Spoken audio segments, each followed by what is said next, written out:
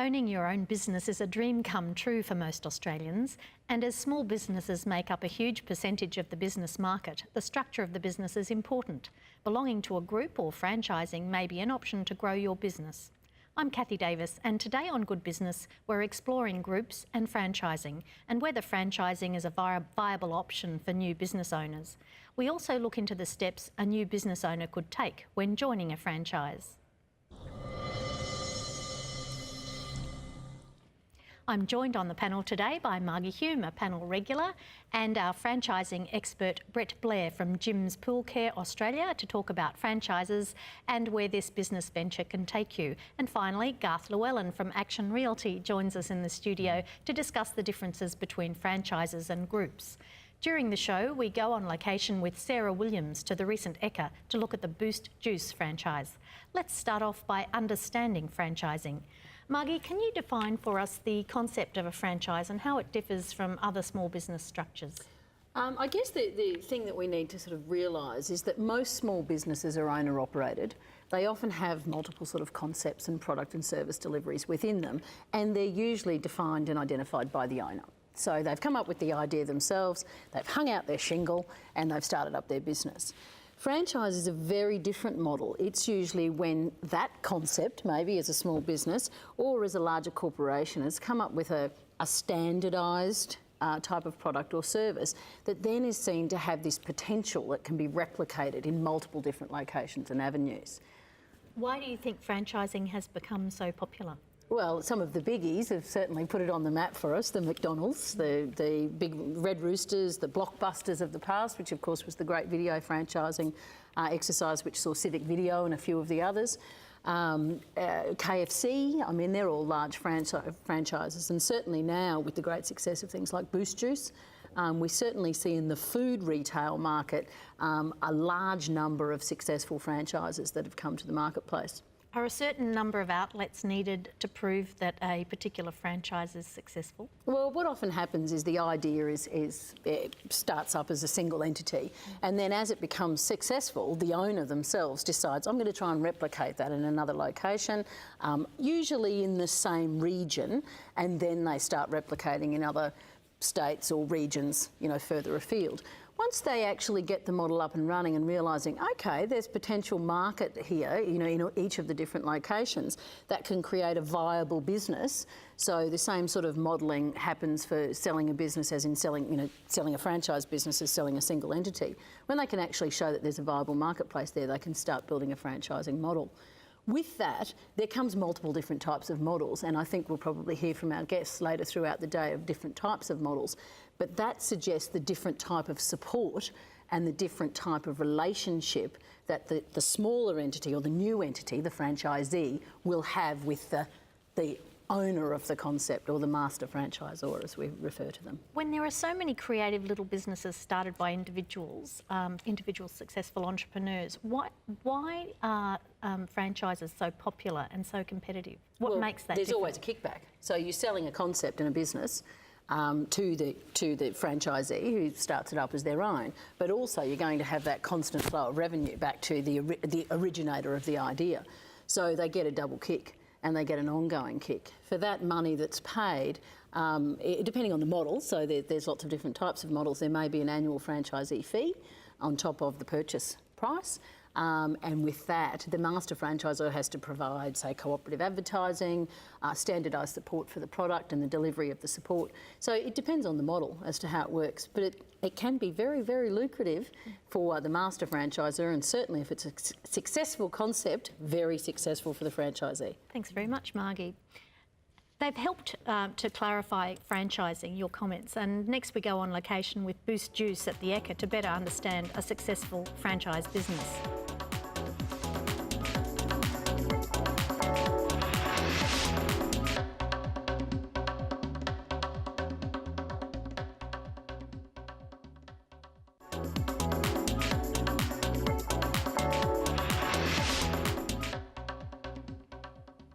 Welcome back to Good Business. Today we go on location with Sarah Williams to the Ekka to look at the popular Boost franchise and the mobile Boost van that Sarah owns. Hi, my name's Sarah Williams. I'm the franchisee for Boost Juice Mobile Queensland.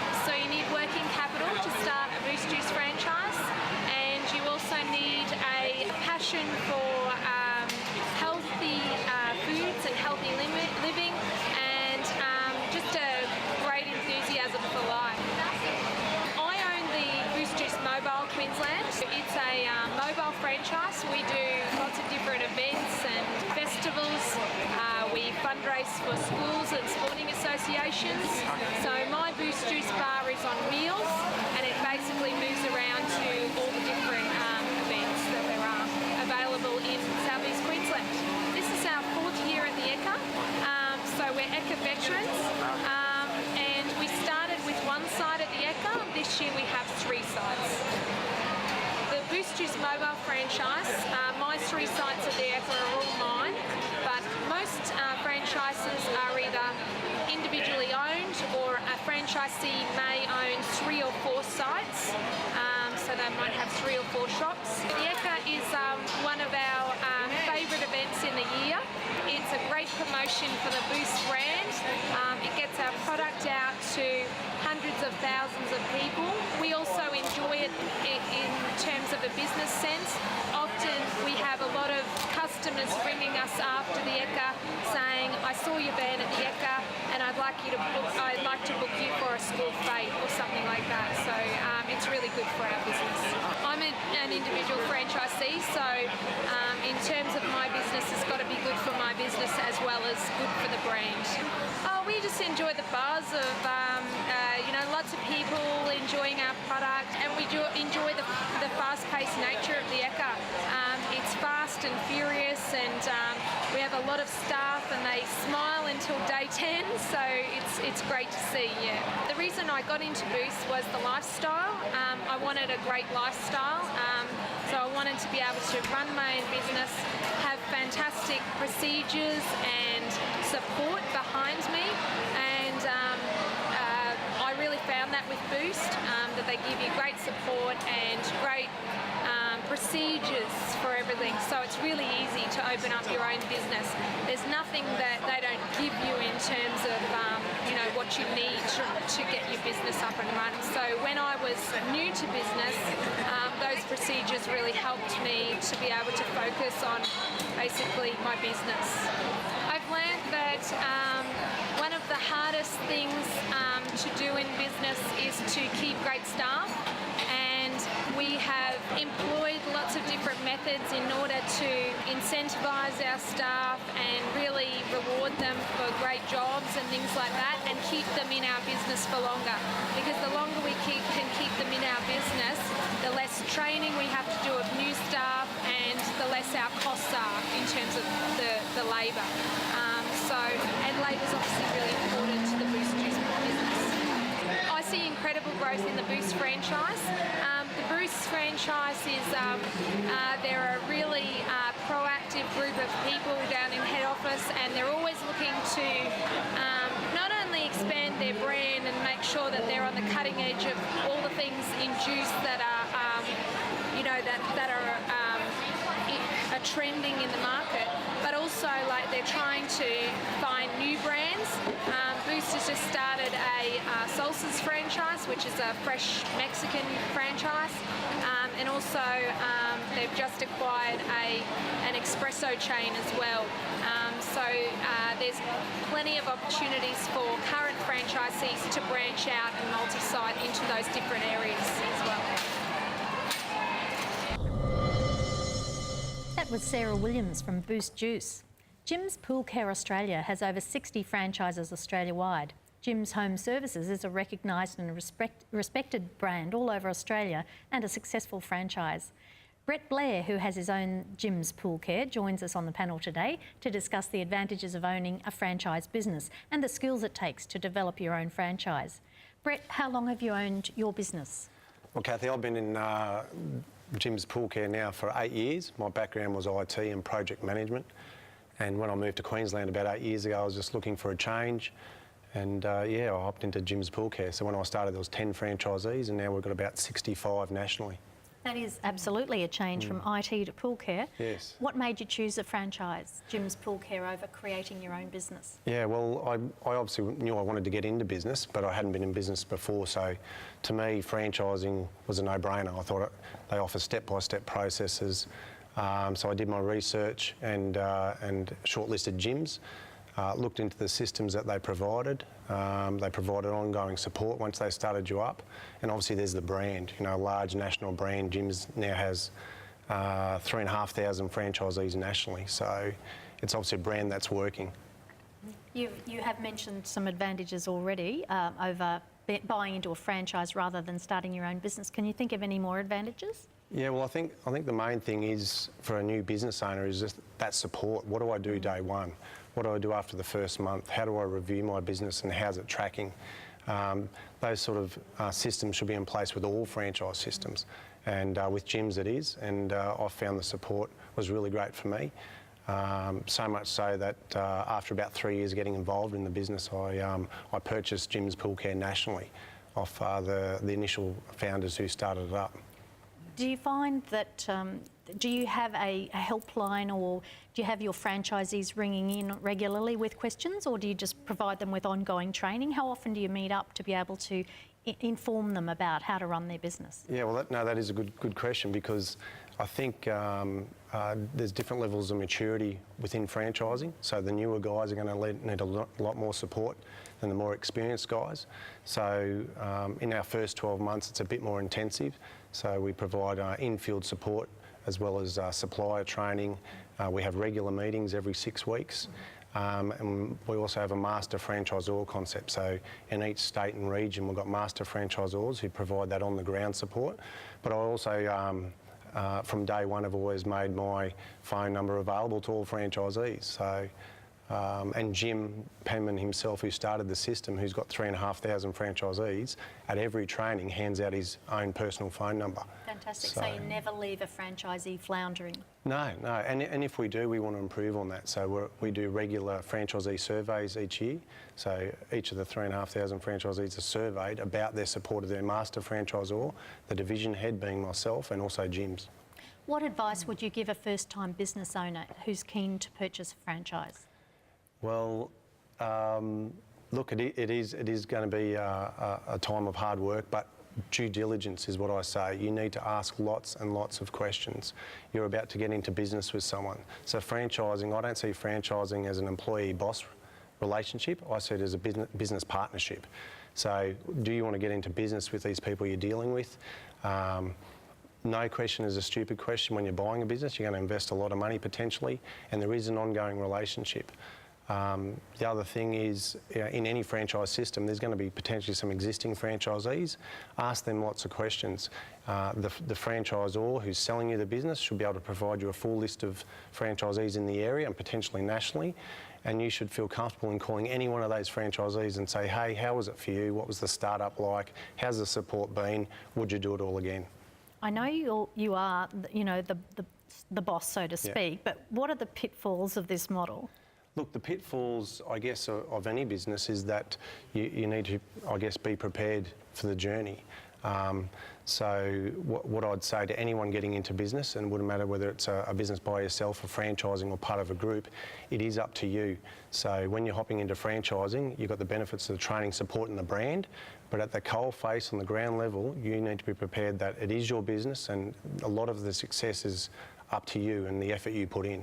And particularly up front. Yeah, definitely. You know, it's about relationships. Any business is about relationships. The brand with us will get you in the door. It'll get you speaking to the customer. You then need to close the deal and show them what a great operator you are, what great service you provide. Thank you.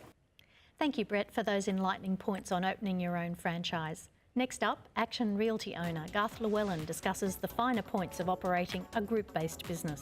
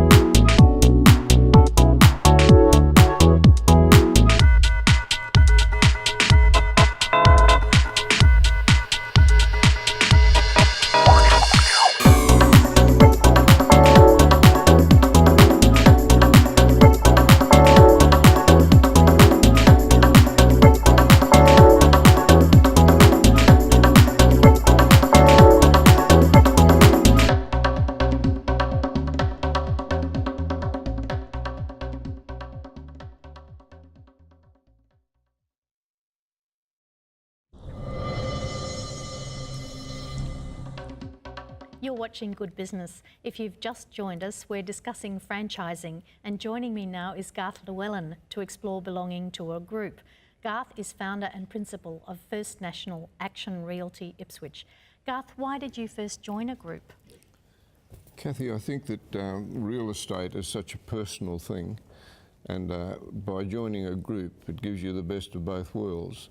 I think that people choose to do business with somebody that they know and that they trust, and I think that it's important that you have your name. The name Action Realty has been around for over 50 years, and we've been in the industry since 1959 actually, before a lot of you people are even thought about. We felt that to do that we needed to join a group, and the difference with the First National group is that it is member driven, whereas I'm not objecting to a franchise, but a franchise is franchise driven, whereas First National is member driven.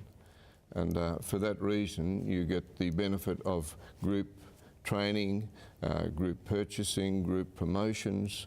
There's 400 and odd offices around Australia of First National, and they cover all the various facets of real estate, through from sales, marketing, the commercial division, rental situation, the whole facet of it. And we also spend a lot of money on technology, which then flows through to all of the people we deal with, that they become on our database. I believe that that's one of the main benefits that we have, as being a member of a member-driven organisation. And that helps you to develop the client relationship because you know more about them as a result of the database. Absolutely, yes. Somebody may be moving to Darwin or for wherever, because as I mentioned, there's 400 offices around Australia. We can put that particular person in touch with the agent in Darwin, if that's where they're moving, before they even put their own home on the market. So it's a more a personal thing, I believe, by having it group driven. They can have a chat about what the market's like up there and what have you. Then we do the listing of their property from our end of it, which is in Ipswich. They then naturally, when they move to Darwin, the first person they go to is the First National agent in Darwin. So it's a great promotion. How important is the brand name in the local market, and indeed your own profile in the local market? Yeah, very important, I believe, because we promote just what I have just explained to the people, and as I said, trust and also promotion and also communication is one of the main things in real estate. Is as long as people know exactly what's going on with their property, you can be working your butt off, and yet unless the people know that, they don't feel that they're getting attention. So those are the sort of things, being member driven. Everybody that is in the group has their own input into what should happen. And from our own point of view, our main factor is goodwill. I believe that you must have goodwill. Communication and goodwill are the two main factors, and that's how it comes through our group. What are the pitfalls with this model, the group model? I don't think there are any. None in First National, Kathy, anyway. Spoken by a true salesperson. Thanks very much, Garth, for giving us a good understanding of groups and franchises. And now for a final word from our panel of guests today. Margie, what's your final word on the concept of owning a franchise? I guess the most important thing, and Brett certainly suggested this, do your homework. Understand the model that you're going to engage in, what level of support or lack of support may be there, and whether that suits your needs as a person that's going into business. Identify the differences between a group and a franchise, because you will get a different level of support, and certainly think about the people that you're, as they say, jumping into bed with, because that will actually make a very different experience for you long term as a franchisee in a particular service or product industry. Thanks, Margie. Brett, what are the advantages of joining a franchise? Look, I'd probably say three quick things. One is the brand. You know, you can leverage the brand. It's hopefully been established in the marketplace. Two, training and support when you come on board. And three would be the systems that are available. What are the systems they already have in place? What technology are they using? and what are they going to be doing moving forward. So if you look at those three things, I think that's a good starting point. And Brett, did you find that coming from an IT background that helped you in this regard, in building it into the franchise system? A little bit, yeah. We have evolved and moved forward because obviously the internet is playing a major role in all businesses, and I know bricks and mortar businesses, it's concerning them, but even from a home services perspective, your brand presence and web presence, people make a decision about you quite quickly. So we've invested a lot of money over the last few years in making sure we're continually refining our brand in that IT and web-based space. Mm-hmm. And finally, Garth, what do you think distinguishes a business more, the group or the franchise that it's attached to, or the hard-working business owner? I think probably the last one is one of the most important ones. You've got to be there and you've got to be involved, as I see it. But not condemning a franchise group by any means, but I think the difference is with real estate being such a personal thing, one of the biggest decisions you're going to make in your life is buying your home and where you want to live and what have you. And I think that applies so much to a group organisation for real estate, perhaps more so than some of the other franchises. Thank you very much. Thanks to Margie, Brett and Garth, who voiced some interesting and enlightening opinions on the world of business franchising and how it can assist a first-time business owner. Next week, we look at how to keep your business alive in these tough times. Keep up to date with Good Business on the web at www.goodbusinesstv.com.au. I'm Kathy Davis. Thank you for watching Good Business.